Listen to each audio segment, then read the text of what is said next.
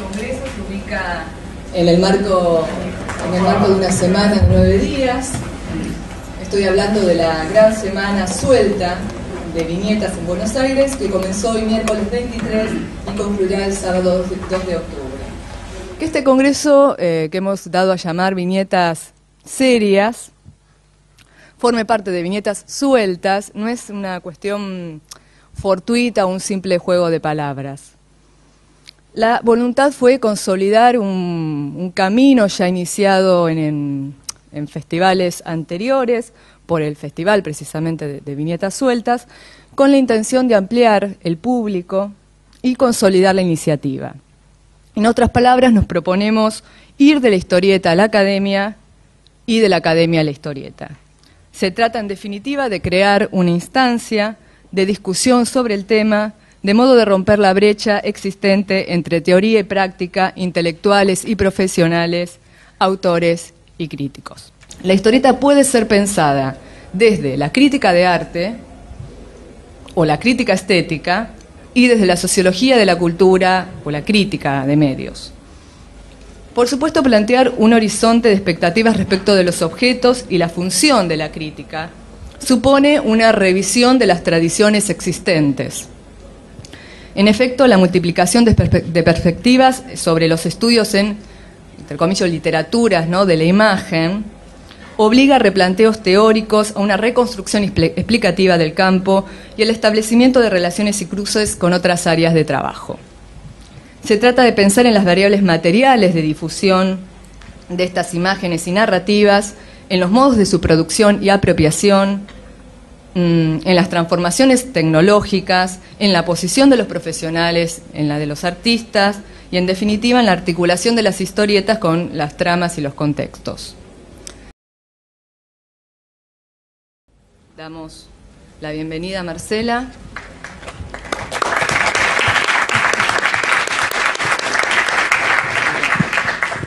Esperen un rato para aplaudir. ¿Qué tal? Buenas tardes. Bueno, este trabajo se llama La risa peronista, expresión dominante de un estilo político. Y dice así: ni bien entramos en el Museo de la Casa de Gobierno, el óleo de Juan y Eva Perón irrumpe en medio de las severas efigies de los presidentes argentinos. Opuesto al canon retratístico oficial, la pieza desarticula el relato de un museo consagrado a la memorabilia de los hombres de Estado. Al lado de los austeros retratos de los presidentes, compuestos de acuerdo a una tipología que casi anula los semblantes individuales, la pareja gobernante, con la apariencia de actores cinematográficos, derrocha glamour frente a los flashes de los fotógrafos. Que el retrato exhiba al radiante general acompañado por su esposa en el momento de la gala no es el único dato que singulariza al periodo peronista y lo recorta del resto de la historia presidencial. Después de atravesar las salas llenas de bastones, bandas y condecoraciones, se llega a un recinto que exhibe un conjunto de afiches, estampillas y folletos. En todos ellos se reproduce su imagen, tan sonriente y relajado como en el cuadro que iniciara el recorrido. Dos tipos de producciones, uno en la tradición de las bellas artes, destinada a la permanencia, otra, efímera y reproducible, trazada sobre un mismo patrón iconográfico. No es el único, pero muchos de los asistentes al museo, en especial los extranjeros para quienes el mito de Eva y Juan es una atracción turística más, saldrán del lugar conservando la impresión de la distintiva sonrisa peronista.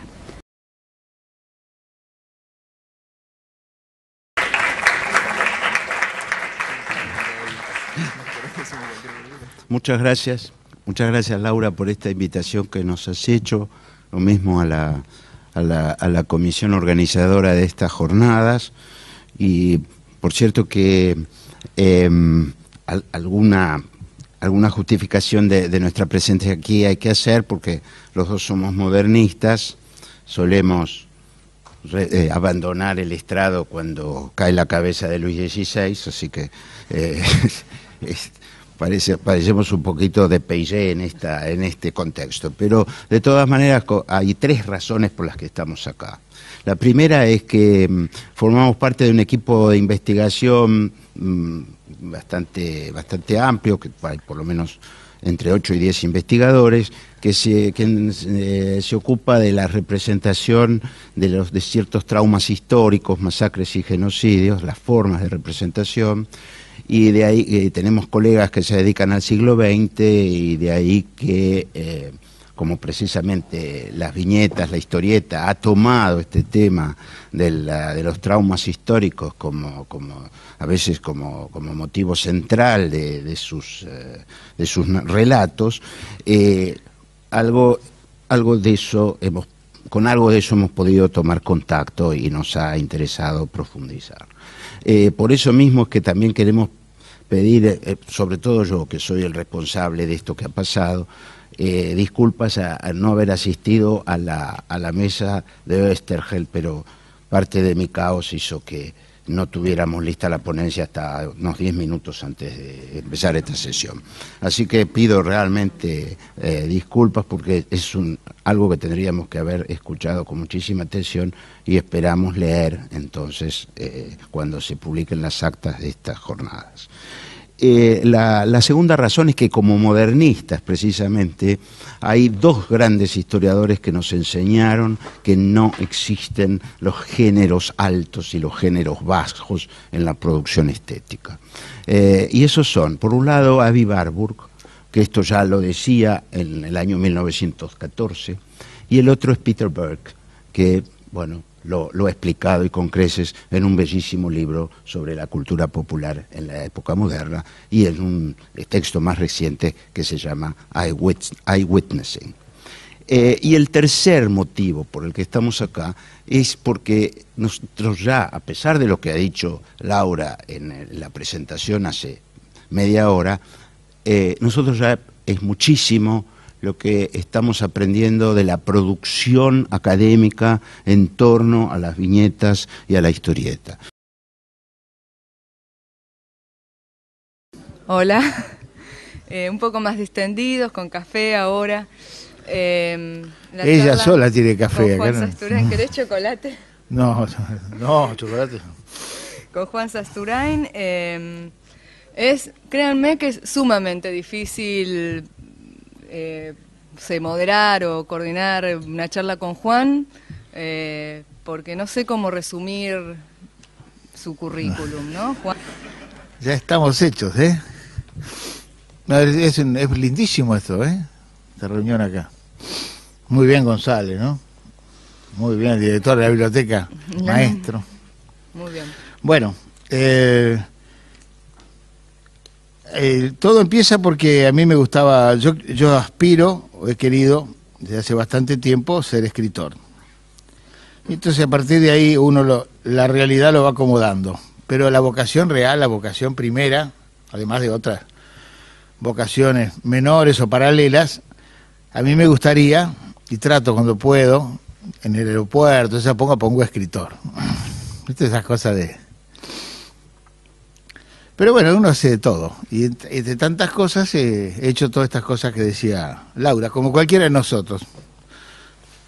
Así como que cualquiera de nosotros, lo de escritor, para que todos hagamos, porque sí es cierto, todos terminamos haciendo lo que la vida hace con nosotros, ¿no? Vos no tenés vocación, sos investigador ahora, otros son dibujantes, pero todos tenemos montones de cosas. Y terminamos haciendo cosas. Por ejemplo, yo no soy periodista, yo laburo en los medios hace muchos años, pero nunca he tenido vocación de periodista. Vocación por la investigación o por la búsqueda de noticias. He laburado de eso, pero yo he escrito en los medios, qué distinto eso. Eso me decía, me acuerdo, de Nacho Fareta, compañero de Fierro. Pero claro, uno labura en los medios. Eso sí, me lo he pasado laburando en los medios hace muchos años, del año 71. Estamos hablando de una revista que salió en septiembre con un año de democracia, ¿no es cierto? Es un clima muy especial, ¿no? Esos climas tan lindos que se generan en una sociedad cuando el futuro se ve mejor que el pasado inmediato, ¿no? Esa expectativa de cambio, además sostenido por la apertura democrática, ¿no? Y en ese clima, Fierro fue, digamos, para decirlo muy groseramente, para tirar era la única revista peronista dentro de una editorial radical.